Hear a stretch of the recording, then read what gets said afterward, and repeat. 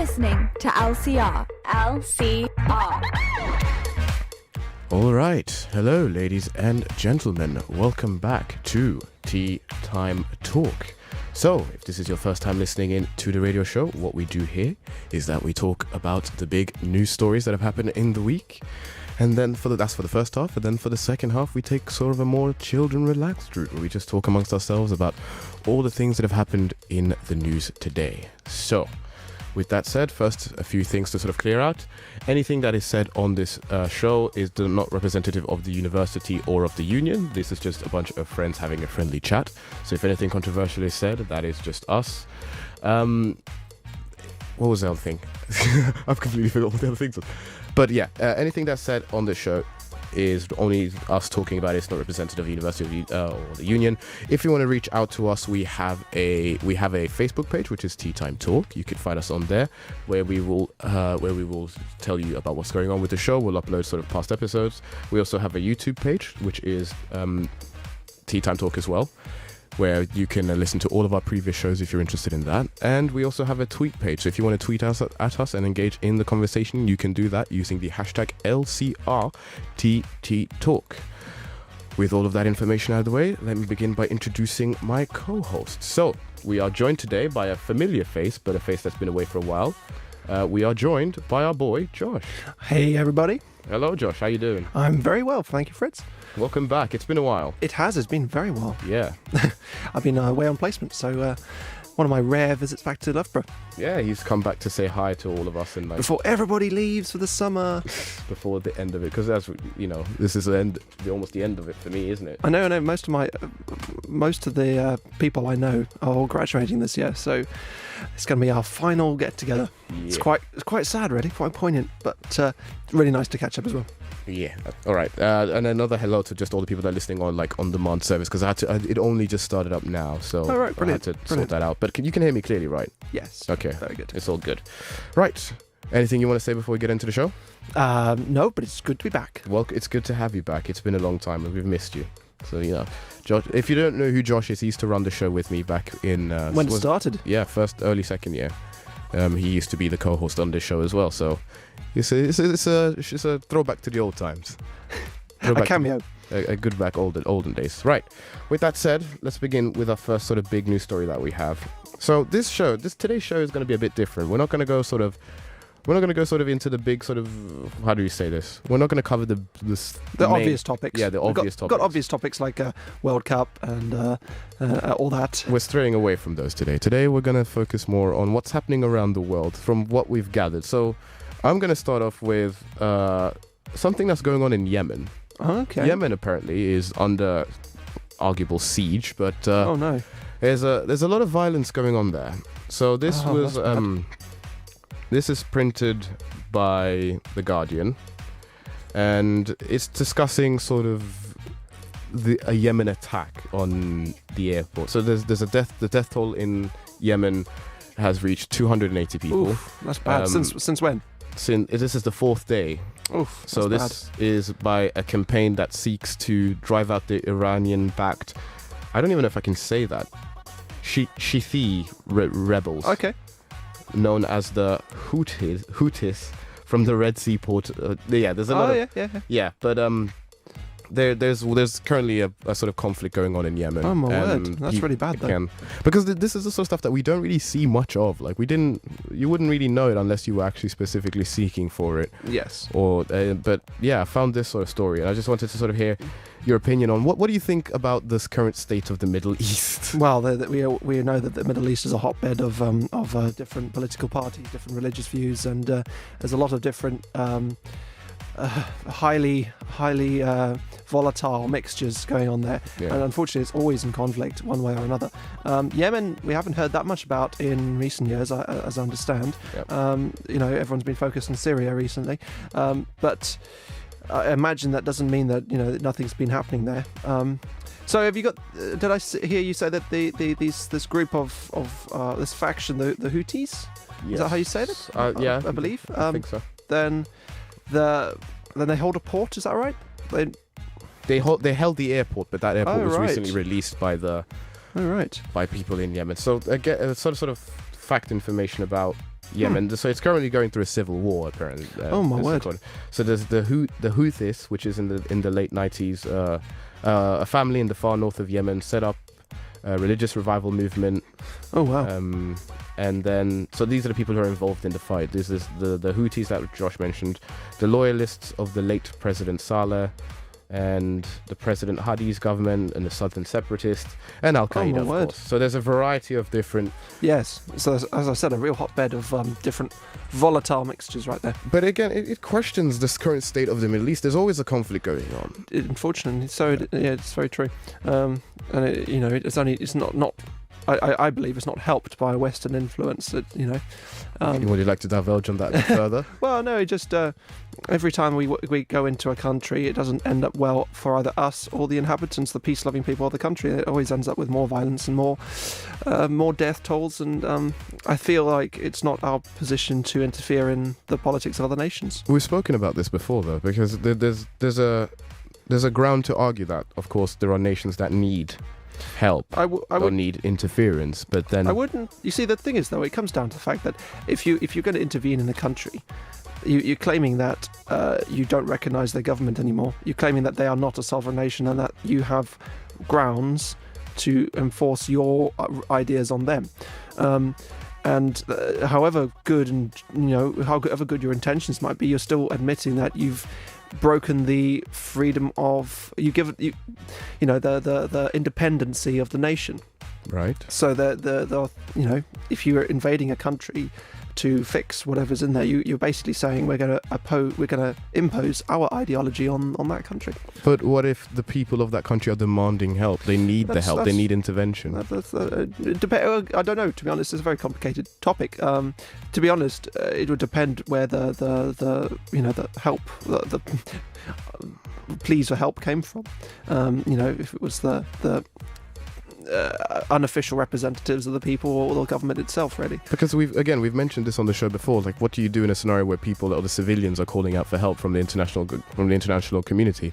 But of course, the international community feels afraid to help because they know that there will be repercussions if they do help. Of course, there are many examples of an international community or an international actor acting for their own ideological purposes. I feel like, unfortunately, I feel like it's always a case of higher powers using humanitarian excuses to launch full-out campaigns for their own ends. We know that Syria's got oil, we know that Afghanistan had oil, and all of these various other resources which are very important to the Western world. So there's, and whatever it started out as, invading a country always gets hijacked by less moral grounds, shall we say. No, it's a fair observation. That's what I mean by, like, there are examples of countries that have indulged in straight up just doing it for their own goals and aims, so gathering oil, gases, natural resources, whatever. But again, minerals and things. In cases where there is a genuine need for concern, independent of whether the country has an ideological position. It comes down to, I think, for me, it's basically independence. Every country has a right to rule itself. If they mess that up, they have their own repercussions inside. Unfortunately, it's a very hard topic, to be honest. I would stray on the side of independence and freedom, so you don't impose an ideology on anyone else. So allow me to play sort of the villain for a second. So what would you argue then in the case of Syria? As in the recent chemical weapons attacks? Chemical weapons and just Syria in general, because we know that the government that's currently in place is a bit... You see, the thing is, right, how do we know anything's true? That's the problem. There were reports of a chemical attack, and they were probably true, to be honest. It looks... and we know there's a lot of violence that goes on in Syria. And to be honest, I didn't really... If you're going to object to the use of chemical weapons because it kills people, then why didn't you object to the use of weapons in the first place and that it kills people? People still die at the end of the day. It was merely that the Allies got... Well, I call them the Allies, but it's actually NATO. NATO got really up in arms about the fact that chemical weapons were used, but they don't seem to mind when normal weapons are used. It's a bit interesting, really. So you think we should... You think if one of them isn't okay, then none of them is okay? Yeah, I feel like, if you're going to intervene, you might as well intervene because people are dying anyway, not just because they were dying due to chemical weapons. Having said that, chemical weapons are a terrible terrible invention. Definitely. And but it's just. Yeah, I definitely stray on the side of, countries are independent of each other. They have their own government, their own authority. It's not your responsibility to go and tell them how to rule themselves. And I definitely err on the side of caution, and there are definitely repercussions. They don't need the international community to give them more repercussions than they already have for whatever they use. I mean, to be honest, I think sanctions and, cutting off trade with the country, I think that could be a way to solve things, or at least a pressure. However, unfortunately, as always, only the poorest and most vulnerable people suffer when you have sanctions against a country, because the leaders generally tend to be quite corrupt, and they generally tend to have a lot of resources at their disposal, including just basic food and medicine. There's no advantage for those that are actually suffering, even no matter what you do. If you use economic sanctions, there's no advantage for those that are actually suffering. I don't. It's a sad one, but usually the poorest, most vulnerable people suffer the most and the first. And generally, if things get so bad, say that there's a complete invasion of the country by another power and the government was toppled, well, the government leaders usually just escape because they've got the resources to do it, and they go to another country and they just survive there. Okay. No, I wanted to sort of pick your brain on that one, because again, I don't want to push forward or be cruel or anything, but it seems I know. Sorry, go on. Yeah, no, sorry. And then just to clarify, like it's I'm completely sympathetic to what's happening, and it sounds a bit harsh just saying, oh, we should do nothing. I think if we should do everything in humanitarian aid ways, in a way. Right. I mean, it's a very complicated scenario, and I appreciate there's a lot of different emotions going on here, different moral dilemmas. But if we were to concentrate slowly on humanitarian aid and medical supplies, food, etc., all that kind of things, I think that would be enough outside intervention into a country. Yeah, I mean, it is a fair point, but if I'm picking your brains again, it sort of just leads like it's the argument that was raised up on a TV show I was watching once. It's like you can give people food, but you're not solving the issue. It's like let's take a humanitarian crisis, for example. You give the people, you say, okay, here's a company, I'm going to donate food to a third world country that's currently struggling, but all you're doing is donating the food. You're not necessarily addressing the issue that there's a lack of resources there for them to build their own tools, the fact that there's a lack of anything really. However, for them to build their own thing. That's very true. However, you're alleviating the suffering that comes from the inability of the government, or at least so for a nation that's maybe had a failed government and they're corrupt and they haven't looked after the nation at all. And we know of many countries like that, sadly. But at the end of the day, it's not our job to fix their problems. Honestly, I'll say that again, it's not our job to fix their problems, because they, as a nation, that's why they are a nation. That's why we're not with them. That's what a nation means, is that they are independent. They get to set their own rules, constitution, government, etc. And unfortunately, at some point along the line, you have to give the responsibility to the nation to look after themselves. And unfortunately, if it does go wrong, we help as much as we can with humanitarian and aid and supplies to alleviate the suffering. But it's not our job to go and fix the problems, because at that point we've just said we're not recognising you as a nation anymore. Okay, so you're taking a very nation-centric view of this. Yeah, state-centric. I fully feel that independence is a thing that's lacking in the modern age, and I feel that. I mean, some people would question that. I think we're very independent nowadays, aren't we? No. I would dispute that. Very dispute that. We're socially independent. Not really. We're played on by advertising. We're played on by social media. We're played on by the media. There's a lot of different influences which we definitely don't have independence. We are not independent of the state. The state is a very big player in our lives. Okay, well, we'll put that subject aside for the second half maybe and talk about it then. Sure. But anyway, go on about what you're saying.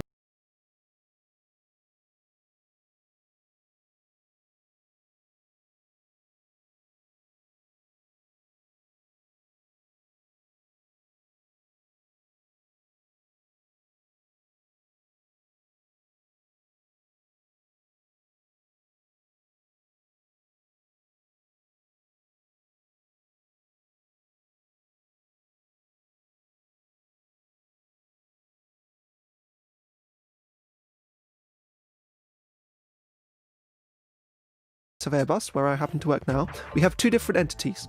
Three, sorry. Airbus Helicopters, Airbus Commercial Aircraft, and Airbus Defence and Space. And they're all divisions of Airbus Group. However, they are all independent of each other. There is actually no interaction, almost no interaction between members of each division. They do their different things, they do different topics, and they actually have all their independent functions like HR, finance, are contained inside the divisions, okay?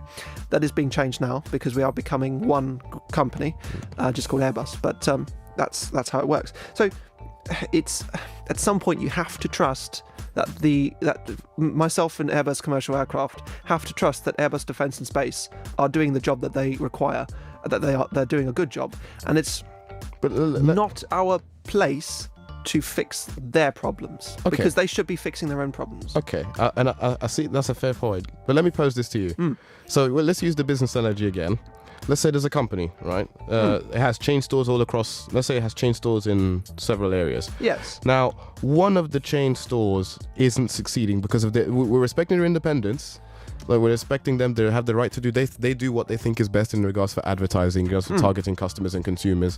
But one of the stores isn't doing well at all. It's doing like messing up its advertising, messing up its sort of how it's getting across to consumers. Is it not then the role of the head honcho in the company to then interfere in that business to fix that business? However, that is a very good point. However, I doubt that we have the right to. This is the point. I don't think we can have a head honcho for the political scene.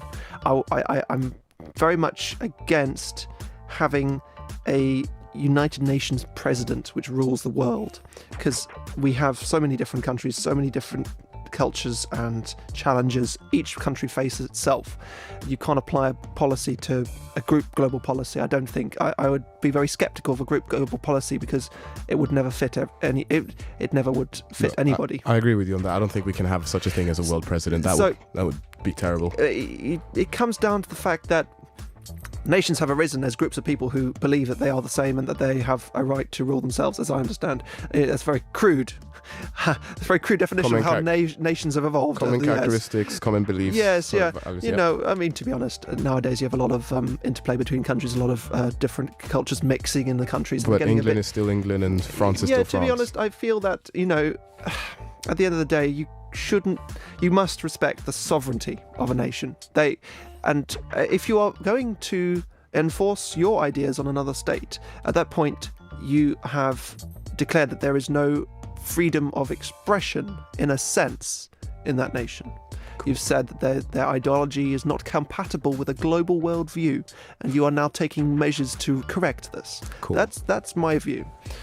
But I realise that it's very complicated worldwide scenarios, and I don't know the right answer. I mean, it's a discussion that we should probably expand upon in another. It's failed. What failed? My microphone phone. Oh, really? Yeah. Oh, you still sound fine here.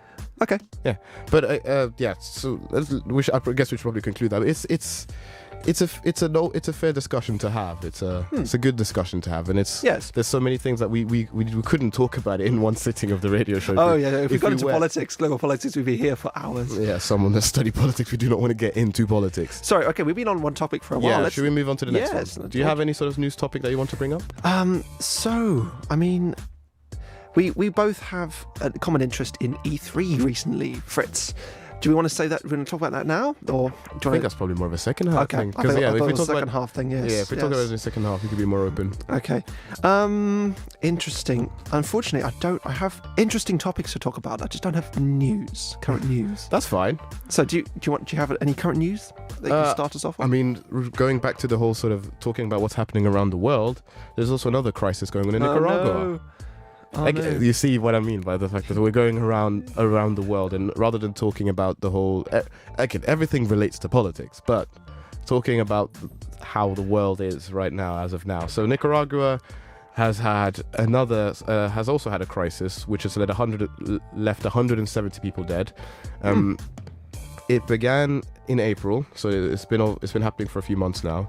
After the current president imposed cuts to pensions and social security programs. Oof. The cuts were scrapped, but the protests involved into rejection of the government, and people have then taken to the streets, and now they've agreed to peace talks. Okay, but first of all, Nicaragua doesn't strike me as a particularly affluent country in the first place. So I don't know. At what point do you have to say to your nation, we don't have a good output. We need to make a couple cuts here and there. Yeah. It's really sad though that it's broken out into violence. But there's a lot of sort of conflict stuff happening now. There was the thing in Venezuela a few months back. Okay. I wasn't aware of that, unfortunately. The Venezuelan one, because the inflation in Venezuela went so high that I think there was rumors around that the political leaders had their own currency. Oh my word. And they had their own currency so that they could buy everything that they wanted, but the people had to go with the inflated currency, which means that they couldn't even afford bread now. Oh, that's pretty bad. It was pretty bad. And then they had the election, but the person who was running the country, let's see if I can find his name, but the person who was running the country won.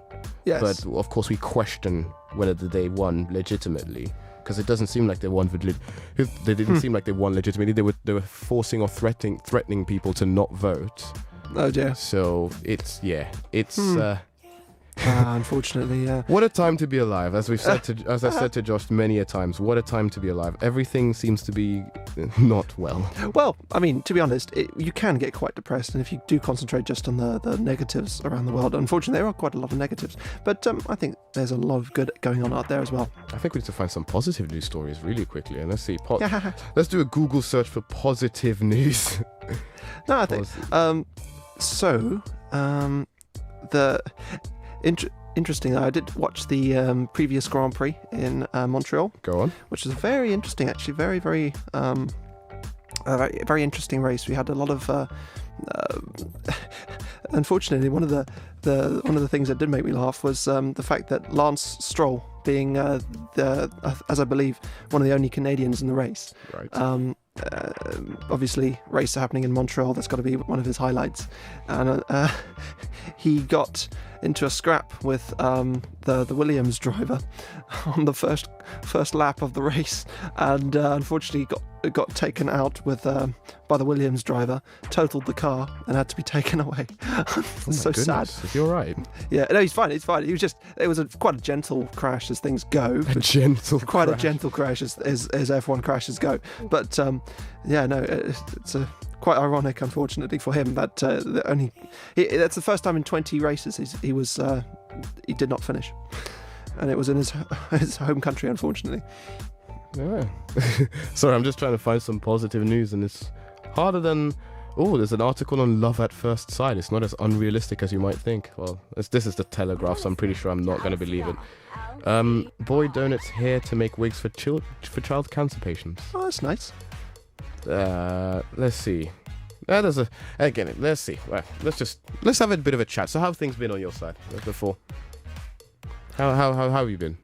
Very good, very good. Enjoying my placement, actually. Yeah. Tell us a bit about it, if you're allowed to. Yeah, sure. So I'm working with in the metal department. I'm working with aircraft supply parts. So for new aircraft, we keep bringing out slightly different variants of the A330, the A320, and the A350, right? Which are our main planes at the moment.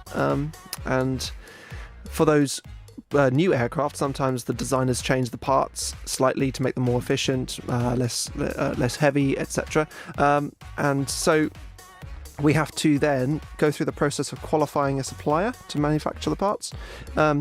And I'm actually quite lucky. I got to work with suppliers, some of the biggest forgers in the world, because I deal with forging parts, right. Yep. Parts which are created by stamping huge presses together and basically squishing the metal into shape. And these forges are located in China, Russia, America, Germany, and France.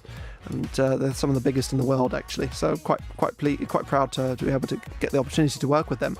And we've been making sure that they can make the parts correctly, because generally when we make a forging part, we need very, very high strength, and it's very difficult to get a metal to behave as strong as we need it to. So we're just working with them to check that their manufacturing process meets our standards. Okay. Yeah. So it's just, I mean, it's probably terrifically boring for everyone else, but I like it. It's really cool. What other sort of big news thing happened this week? We're straying away from like the basic sort of subjects, the sort of the Brexit, the Trump. There is that though. I mean, I think we might at some point have to address the fact that Trump and North Korea have met. I mean, Trump and Kim have met. And I was impressed. I was very impressed that he managed to negotiate that, if I'm being honest. Well, it's not over yet, is it? I know. This is just the beginning. However, I don't know how much good it's got. I'm pretty sure it's mainly just a PR stunt for both nations. Yeah. I don't think they much good will come out of it. Let's hope it does, though. Let's hope that there's finally some constructive, constructive collaboration, so we say, between the two nations. So if you don't know what's happened in the news, if you haven't been keeping up with the news, Trump and Kim Jong-un, is it? Yes, Kim Jong-un recently met in Singapore, I believe. Was it Singapore? Unfortunately, I wasn't following it that closely, but... I think it was Singapore. Well, they met and they had a summit where they agreed to a few historic deals, as they called it. They haven't really specified what those historic deals are, but they've just sort of agreed on some things that they're going to keep okay. I think North Korea's outspoken about complete denuclearization, but of course we still have yet to see how that's actually going to turn out. Trump is using his very bodacious vocabulary, so that it's just, he has his own sort of things, and let me ask you, what do you think is going to happen from this? What do you think the future looks from this? Well, I really hope that Kim Jong-un starts... Maybe if he doesn't change his views, because we know he has some pretty wacky views, he will at least start moderating it for the sake of international trade and relations. So let's hope that the lives of the normal people in North Korea can finally start to improve. Maybe more resources, more trade connections, more free flow of people in and out of North Korea. Let's really hope for some international engagement from North Korea. I really hope so. International? Do you think we'll see a unification of Korea? Oh no, I don't think we'll see that for many years, sadly. But I saw this article of quite a poignant. There's a very modern train station built right on the border in South Korea, and it's supposed to be the gateway to the north. And sadly, it was running for a couple years, and then for the previous president of South Korea, unfortunately, with tensions between the two states growing, it was finally closed, and now that it stands as just a reminder. You walk inside, and they have notices for trains that never come, and different. They have the whole... It's a very modern station, so he has all the turnstiles and all the platforms, but just no movement at all. Nothing happens. I see. And it's just more of a tourist attraction now. Tourist attraction? Yeah. It's just a tourist attraction. I see. So hopefully that will open up, and some flow of people will happen between the two nations. Yeah. Okay. I was impressed that North and South Korea had joined their teams together for the Winter Olympics. Oh yeah, that was surprised by that as well. Very, very surprising. Very, very. I'm not too fooled, because I believe that this is merely PR. Kim Jong-un has been hit with some pretty heavy sanctions. Yeah. And as mad as he appears to be, he probably has some sense in that you can't run a country if the country's completely broken. So you can't exist in a bubble, especially with an economy like North Korea's. Yep. So he knows that he needs the international stage. Therefore, let's hope that he's coming round to the idea of engaging more. But I'm not fooled. I think it's just a PR stunt to get less sanctions, and possibly in a few years, when things have lightened up from the rest of the world, he'll just go back to his totalitarian ways. But we can always hope. We'll see how it goes, really. Definitely. Yeah, we'll just see how it goes. So you think we should take a bit of a break now? I think we should probably take a bit of a break. There seems to be a few sort of things that need to be sorted out. So, we'll take a break for now, and then we'll be back, because today is going to be a bit of a shorter show, probably, because, But we'll be back after the break, so we'll see you then. Cheerio. All right. And we're back. Yeah, we are back. So we're just trying to sort out.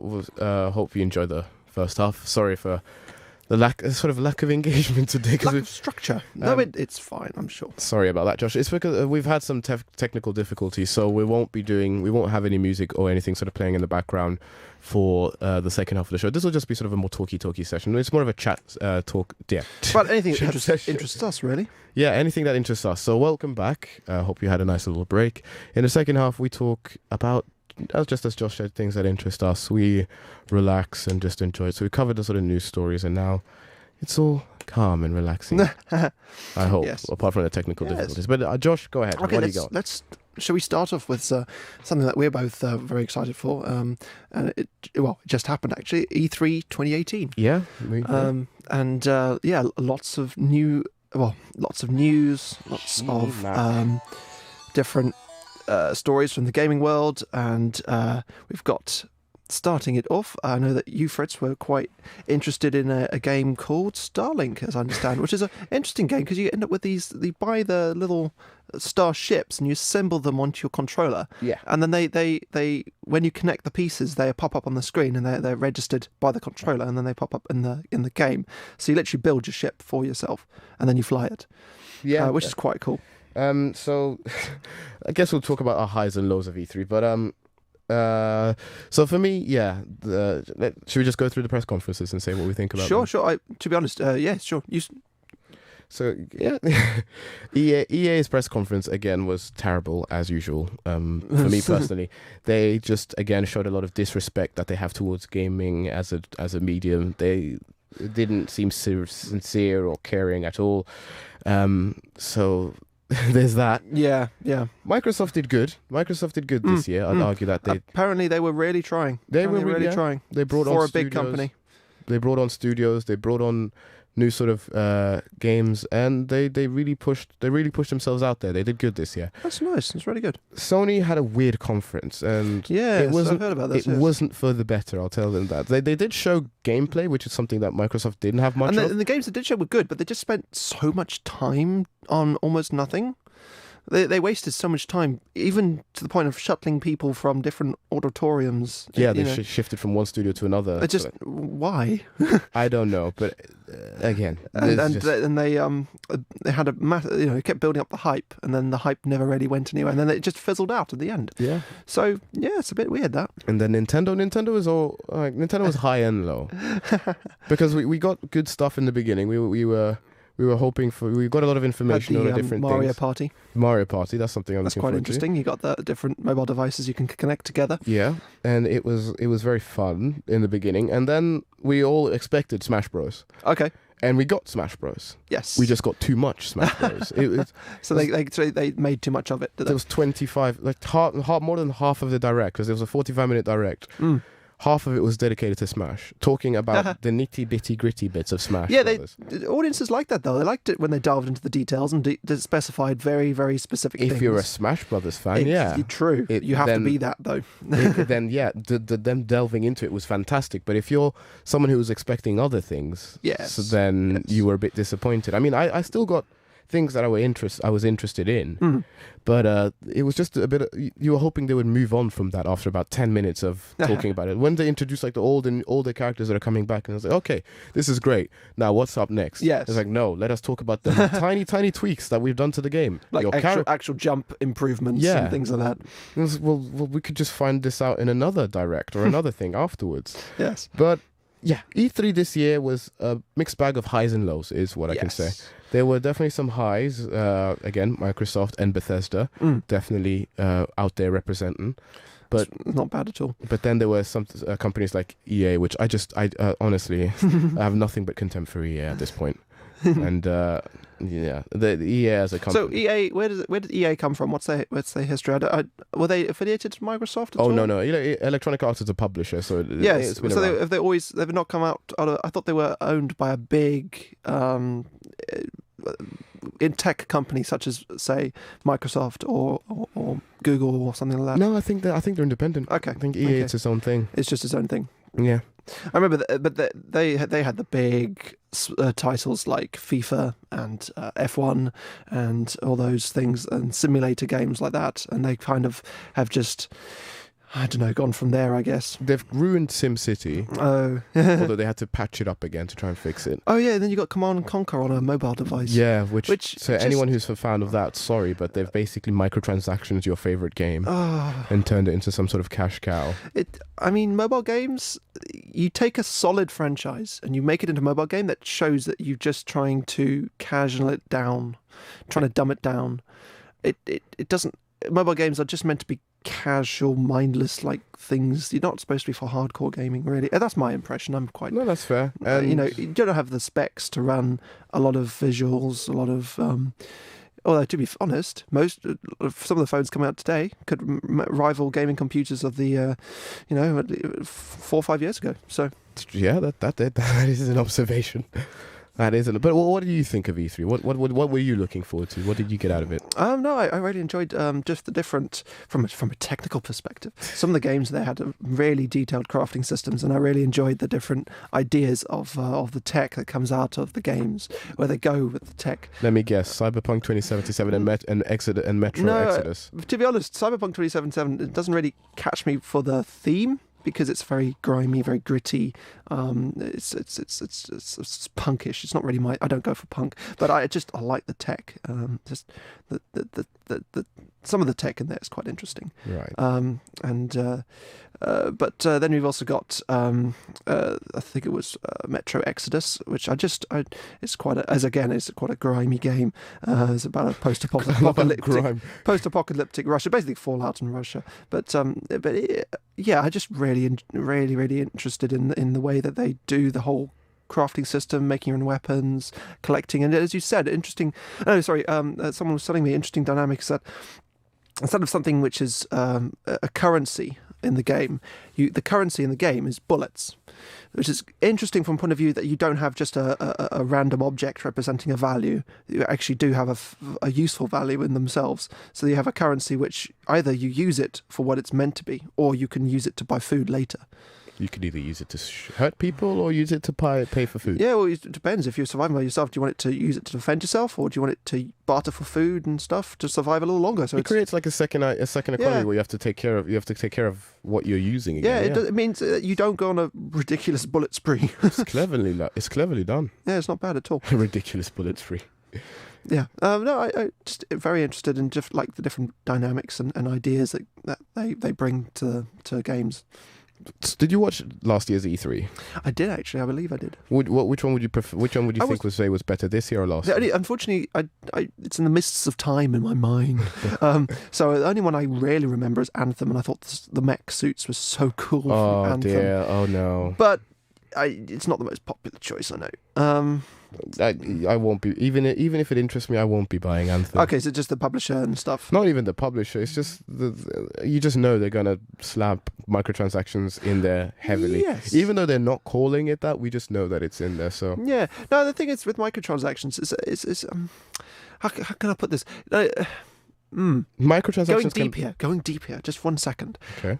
If a game is free, how else could the company make money? No, of course. If a game is free, the microtransactions, yeah, that's fine. Okay, but when you've paid, let's say $60 in the US. I've heard about this, like Battlefront. Star Wars Battlefront. Apparently, you pay for the game. Yes. And then inside of that is loot boxes and microtransactions. And you pay for those as well, yeah. So yes. like that's one of the main ires with of the gaming community is that you can't, like, we've already paid.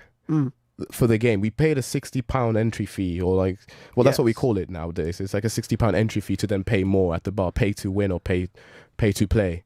Because why should you? And we understand that companies want to monetize their games and monetize so that they can earn more money. And there's ways to do that that's manageable and fair. Would it be non-gameplay affecting ways, such as skins? Yeah, is that a good monetization technique? Arguably, yes. Many people think that customizable skins is a very good way. But when you're locking away key content in not even like gameplay, but when you're locking away something that's key to a series. So, for example, Star Wars locked away Luke Skywalker, the main characters of the entire franchise, locked behind a sort of paywall. Was it really? Yeah, but it was either you earn a certain amount of credits to unlock him in game, but the credits that you got for playing a game in Battlefront was you had to play, I think, 48 hours or something, several hours worth. Oh my goodness! And then I did see one person was talking about this, and then you just start the match, but you can obviously die, you can get shot with him, and then that's it. Yeah. So you spend 48 hours grinding for this one character, which then if you're a noob and if that was your goal, you could lose them at the first gate. So there are ways to do microtransactions. So again, it's customizable skins and those sort of things. Those are mostly fine because those are based on what people want. If people want to buy a skin, then they can buy a skin. But if it's something like you can get more powerful weapons or something where you segregate community, so this is what Activision tends to do a lot, is that it tends to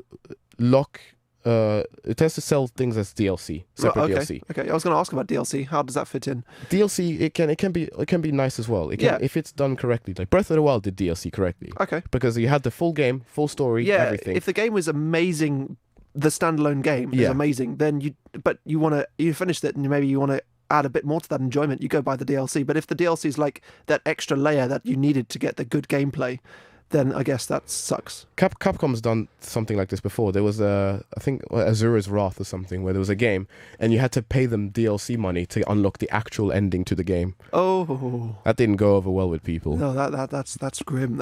And that gets you in a really bad position because you want that closure. You know, it's so dissatisfying to come to the end of a game and realize that actually no, you don't deserve the ending. You have to pay for it. Give us more money. Which it's disappointing. The thing is, though, right? Sorry, just quick. What if? Now you see, the thing is, right?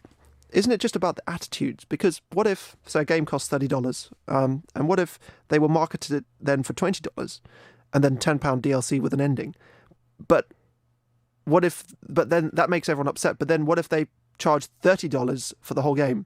That's the same amount of money, but just would everyone feel better about that? Just charge the $30 for the whole game. Okay, be upfront about the costs. Yeah. Okay. Yeah. Just charge $30 for the whole game. If you're gonna say something, if you do it like, oh, we're releasing this now, but we'll patch in things later, that makes a lot of people angry as well. Oh, really? That's what happened with the Sea of Thieves recently.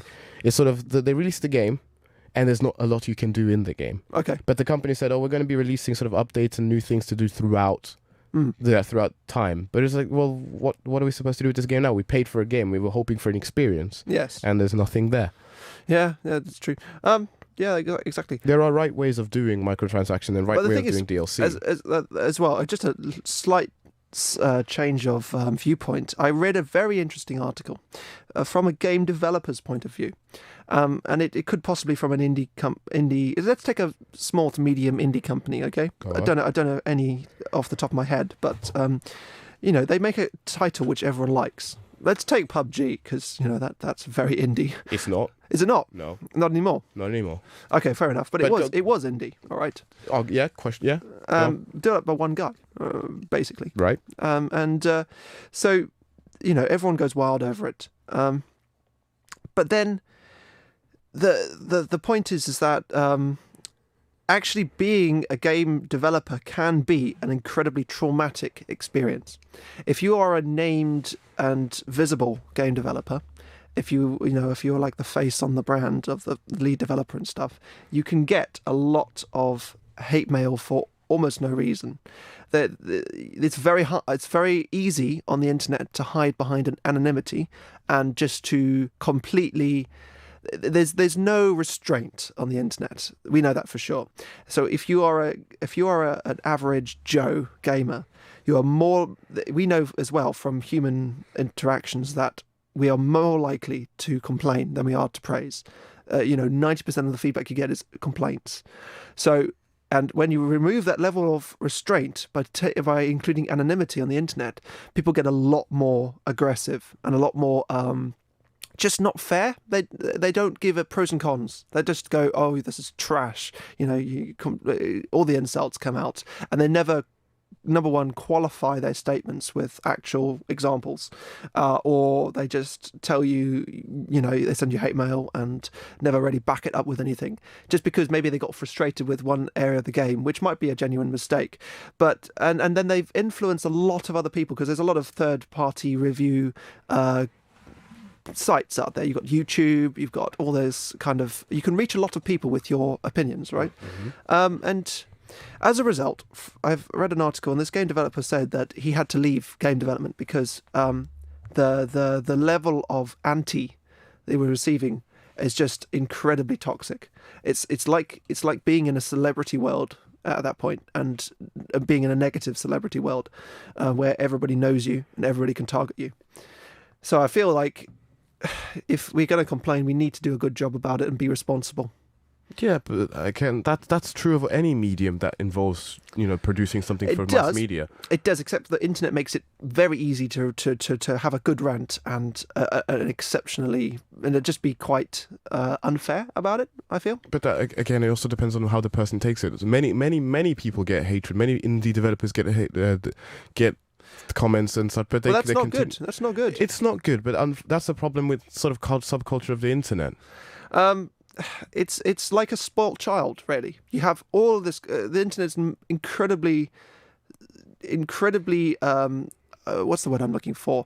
Powerful and available thing. You can do so much with it, and you get so much to do with it, right? And it's a bit like we are fed so much good stuff that we get really, really spoilt by the internet. And when anything upsets us, we just throw our toys out the cot incredibly.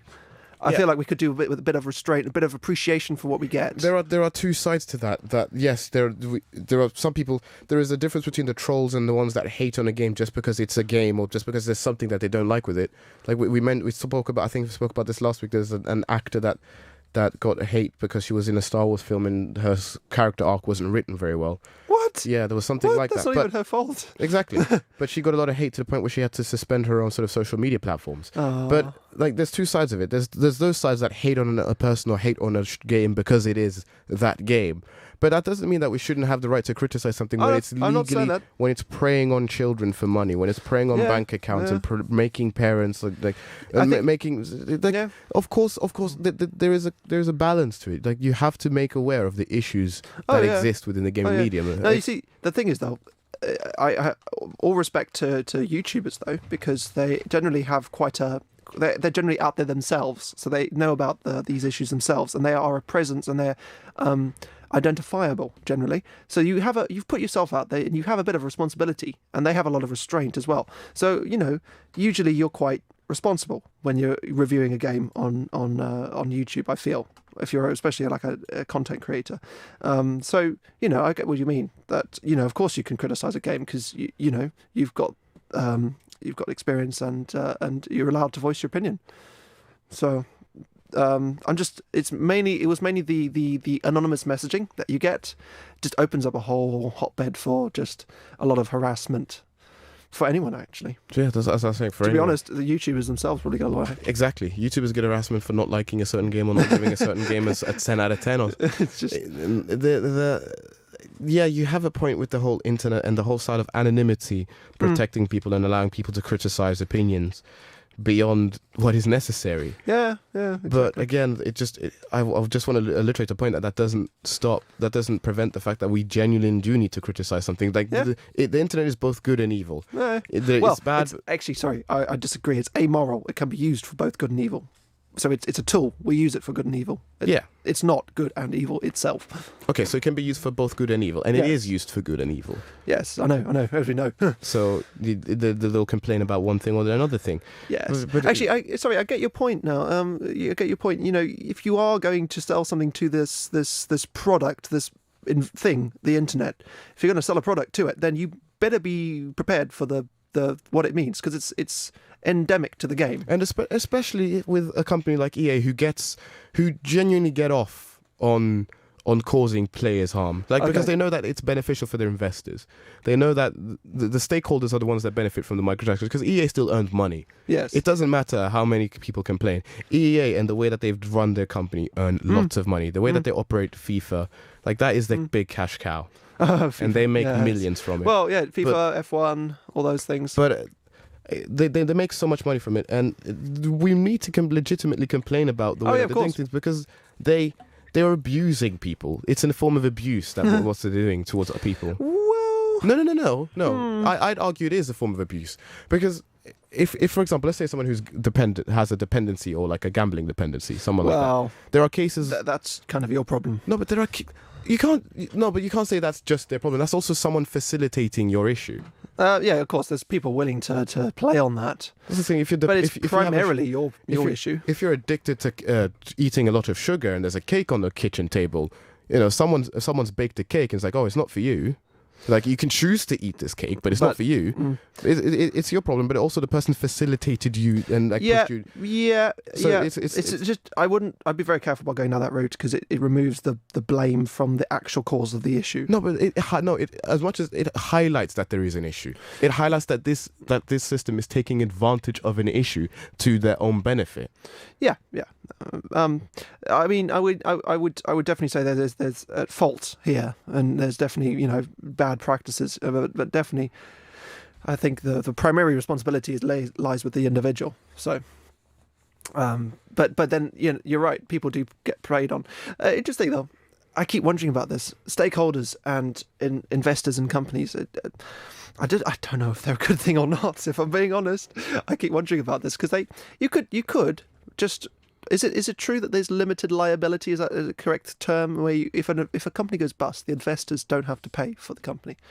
There are some companies that operate like that. I think it's based on if you operate as a public limited company or a private limited company. Okay. Yes, I think maybe private limited company has some form of liability. Okay. Whereas a public doesn't. So if the company goes bust, I don't know. This is a while ago. So you end up with a scenario where investors, if they're interested in the short term gain. Because that's, because companies operate over lifetimes and they don't have lifetimes. So, you could run a company into ground, suck all the money out for yourself. And then you don't have to deal with any consequences when it goes bust. Well, you will.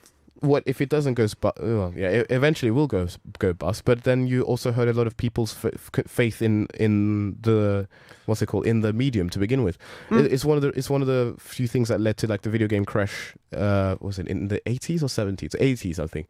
It's because companies were just making so many bad games, and people lost trust in the consumers. The consumers lost faith in the products. Yeah. So people weren't buying them anymore. That's what happens when you take advantage of that. When you keep producing stuff. But that's my point. Is that you ruin everything. You ruin the environment, but you walk away with the cash. Now, I think there should be. I think limited liability. I haven't really thought of a good pro to limited liability, if I'm being honest. I mean, it does investment, but yeah, I think there needs to be a liability for your actions. I mean, there are good means. There are good ways of doing investment in shareholders and stakeholders. Like something like John Lewis, where people who work for John Lewis have a stake in a company. So the better that they work, and the more people are happy, and the more people they bring in to buy at John Lewis, the more they earn back. Yeah. There is a good ways of doing it because then the employees work harder. Are invested in the success of the company. Yeah, but when it's coming from the outside in, that's where there might be a negative because someone else has an interest, and it's not necessarily for the benefit of the company or the benefit of the consumers. It's for the benefit of themselves making more money out of it because they see it as a lucrative business. Yeah, exactly. And to be honest, it's a complicated question and ramifications to any system that you invent. So, yeah. There is good and bad to everything. Oh, yeah, true. Microtransactions, the internet, investors. What's the good of microtransactions then? I mean, if the game is free, it can help a business. Yes, it can help a business support the game so it exists for longer. Yeah, it pays for the servers because nothing's free. At the end of the day, nothing's free. If it's implemented in a proper way, then it can lead to a growing community. Yeah, rather than just taking advantage of it. Only thing is, I guess, if the microtransactions turn into play to win, they ruin the gameplay. In which case, no one really wants to play it anyway. Cough, cough, EA, cough, cough. Okay. Speaking of things that have to do with business and gaming, this was a random article that I found around earlier today. This talks about the university degrees that land graduates the highest salaries. Would you like to know? No. Yeah, sure, hit me. First study of its kind. So this is published by The Week.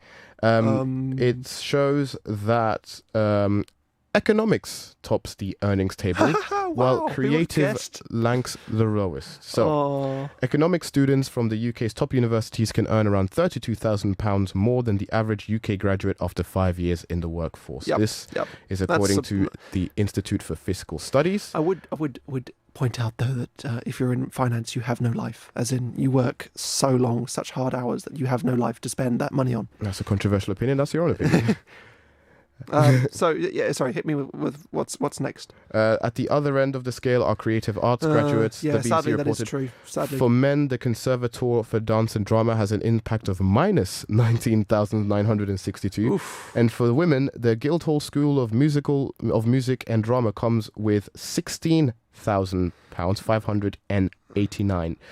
So yeah, it shows again. It argues that I didn't see engineering on there, which is what you study, nor do I see sort of politics or anything. But yeah. but probably if I actually looked up opened up the study itself, I might get those statistics. But I just want to pose the question to you: what do you see? What do you think of this? Well, I think it's especially for the UK, our economy is not surprising. Sorry, it's not surprising. It fits with what I would expect from the UK because our economy is driven by the finance capital of Europe. Not for long.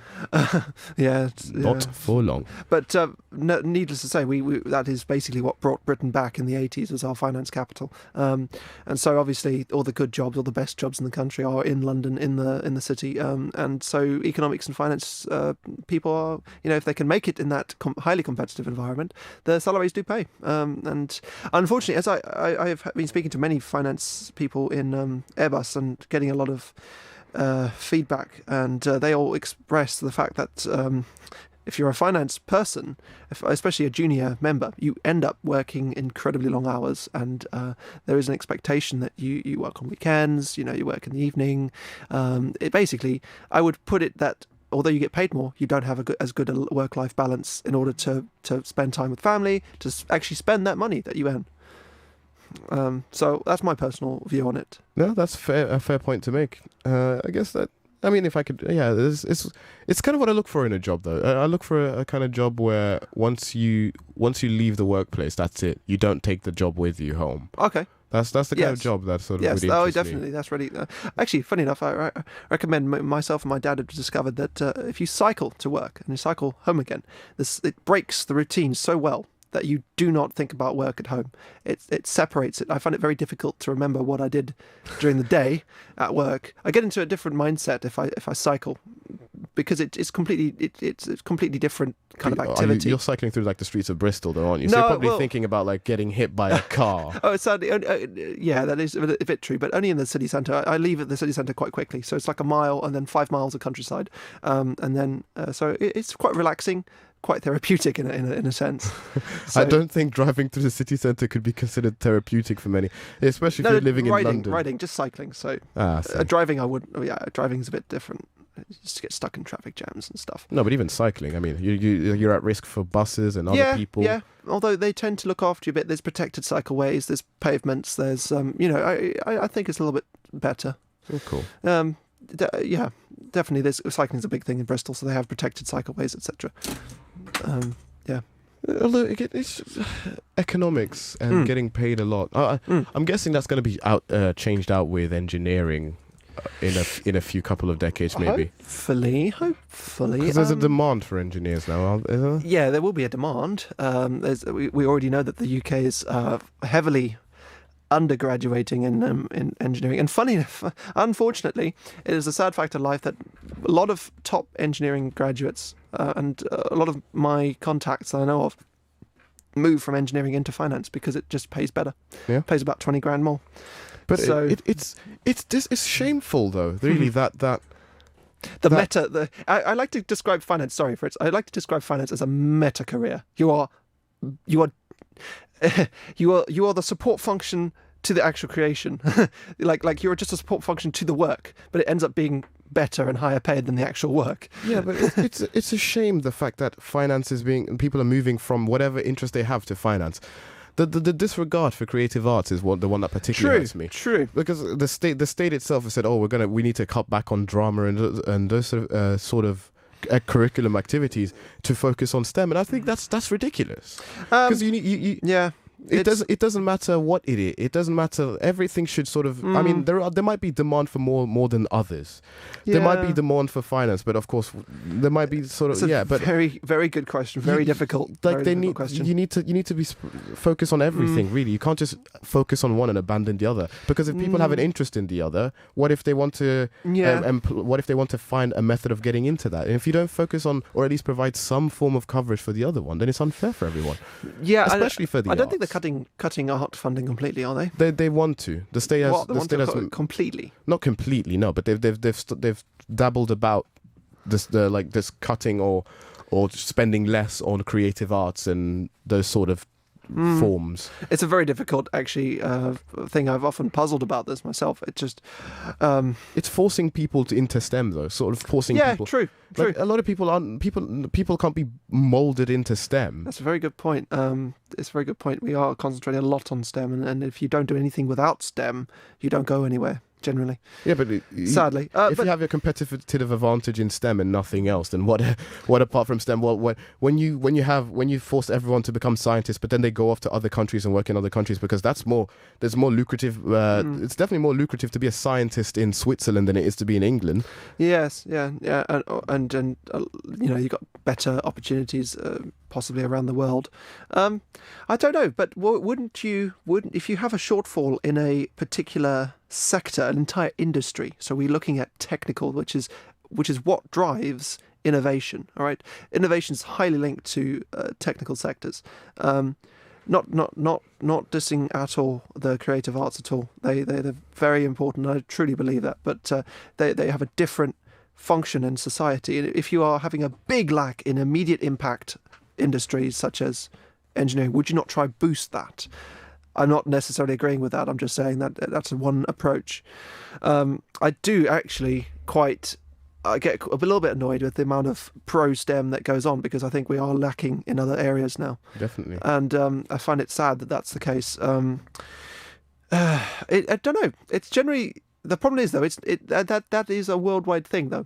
The creative arts are very difficult, unfortunately, to get into. The way that I look at it, like the idea to force everyone into sort of STEM subjects, and the lack of regard for the lack of regards for teachers in the country, it sort of bites back, because when we definitely need more teachers. That's definitely something that's being true. But of course, teachers aren't treated the best.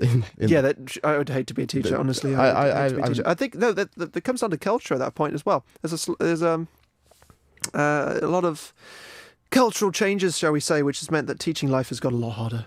Not cultural and state, but like there's a massive focus on statistics, especially in the UK. Statistics is the big thing here. It's how many A's to C's can you get? How do you fit into statistics? But it doesn't employ the engaging of children in their education. It's how good can you remember a certain thing and replicate that certain thing in exam. Instead of actually, I do very much struggle with the concept of exams as I don't know, to be honest. Because industry does not use exams. Never in an industry are you ever going to have an assignment which is an exam, or an exam condition. It's a completely artificial measure of success. So it's not, but yeah, exams is not based on intelligence. It's based on remembrance. Short-term learning. So which is why we've gone from an education where we have certificates to an actual experience, which is why experience is so important in an education, unfortunately, where you could get straight A stars and not go anywhere still. Yeah. So because you don't have any experience. And although exams are incredibly good to show you pressures of work environment, but also make you learn things along the way. They are useful as a to make you grow, as I understand. It definitely, it's good to challenge yourself with a deadline, to say I've got to do this, and I don't know what I'm trying to say, actually, to be honest.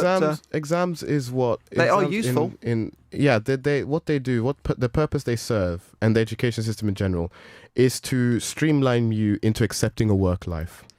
It streamlines you into accepting. Good. I think it's good. I mean, good, but also questionable. It streamlines you into accepting tough deadlines.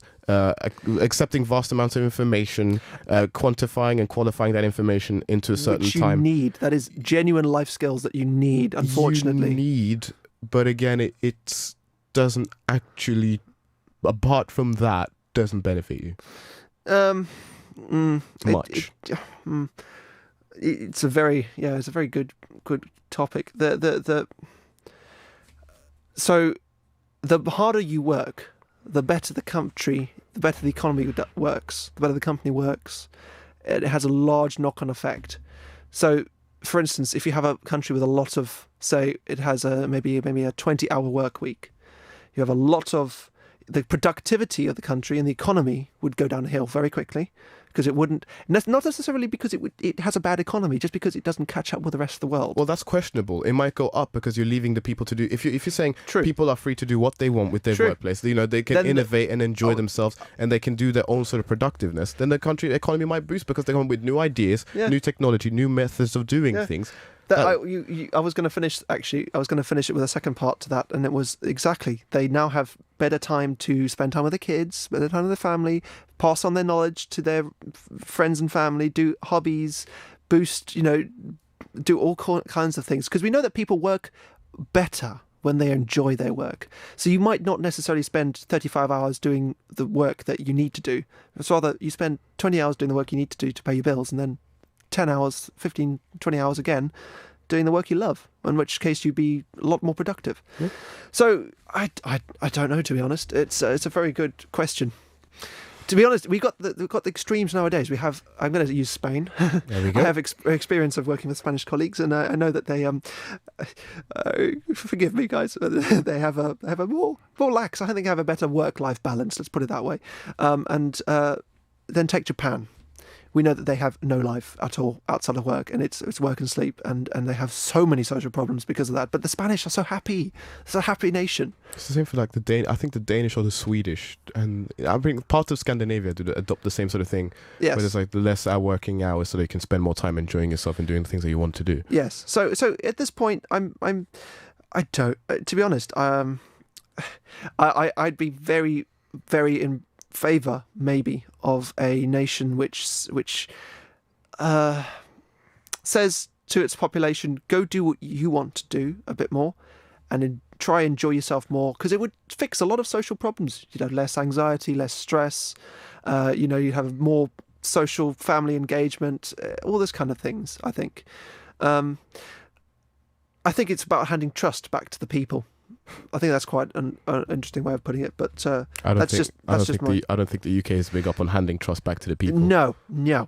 This is a pipe dream, but it's nice just to imagine what would happen. Well, maybe that's an experiment that we need to suggest to whoever the next prime minister is. I suggest, hey, maybe lower the work hours, let people enjoy themselves, and then see what happens. It's we'll just see how things go. But I guess we should probably wrap that up there then. Sure. All right, I think we've covered a lot of good topics today. Yeah, I think we had some very good discussions. Yeah. If you guys liked and enjoyed it, please let us give us some feedback at hashtag LCRTT Talk.